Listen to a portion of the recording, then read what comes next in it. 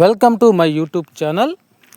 ఇలాగైతే కోర్టులకు వెళ్ళి ఏపీ ఉద్యోగ పెన్షన్ల పెండింగ్ బకాయిలను సాధించుకుంటాం. ఏపీ జేఏసీ అధ్యక్షుడు బొప్పరాజు వెంకటేశ్వర్లు సంచలన ప్రకటన. ఆ వివరాల గురించి ఇప్పుడు మనం తెలుసుకుందాం. ఇలాగైతే కోర్టులకు వెళ్ళి పెండింగ్ బకాయిలను సాధించుకుంటాం. బొప్పరాజు వెంకటేశ్వర్లు ఏపీ జేఏసీ అమరావతి రాష్ట్ర అధ్యక్షులు.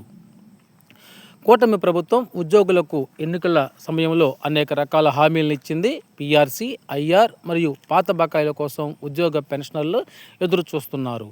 వేరే రాష్ట్రాల్లో అయితే కోర్టులకు వెళ్ళి మరి తమ యొక్క డిఏ బకాయిల్ని సాధించుకుంటున్న సంగతి తెలిసిందే. కేవలం ప్రభుత్వం మీద గౌరవంతో బకాయిల కోసం కోర్టులకు వెళ్ళడం లేదు. ఇలాగైతే కోర్టులకు వెళ్ళి బకాయిలను సాధించుకోవాల్సి వస్తుంది.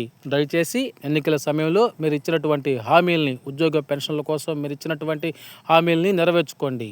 ఇప్పటి వరకు ఉద్యోగుల బకాయిల్లో కేవలం 10% మాత్రమే బకాయిలను ఇచ్చారు. ఇక ప్రభుత్వం 4 డిఏ బకాయిలు అయితే పెండింగ్లో ఉంచింది. పీఆర్సీ కమిషన్ వేయడానికి ఎందుకు మేనమేషాలు లెక్కిస్తున్నారు? వేరే రాష్ట్రాల్లో కోర్టులకు వెళ్ళి డిఏ బకాయిలను సాధించుకుంటున్నారు.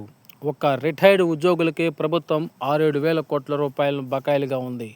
ఉద్యోగులకు మొత్తంగా 20,000 కోట్ల రూపాయల వరకు ప్రభుత్వం బకాయి పెట్టింది. ఉద్యోగి ఆరోగ్య స్కీమ్ కాస్త ఉద్యోగి ఆరోగ్య స్కామ్గా మారింది. ఒక ఉద్యోగి అనారోగ్యంతో 5 లక్షల రూపాయలు ఖర్చు చేస్తే కేవలం మందులు 90,000 రూపాయలు మాత్రమే బిల్లు మంజూరు చేశారు. ఇక ఉద్యోగుల ఆరోగ్యం పట్ల ప్రభుత్వం అయితే నిర్లక్ష్యంగా వ్యవహరిస్తోంది. ఉద్యోగ సంఘాల నేతలకు సీఎం చంద్రబాబు అపాయింట్మెంట్ ఇవ్వటం లేదు. మేమేమి పెద్ద కోరికలు అడగటం లేదు, మాకు ఇవ్వాల్సినటువంటి బకాయిలను మాత్రమే అడుగుతున్నాం.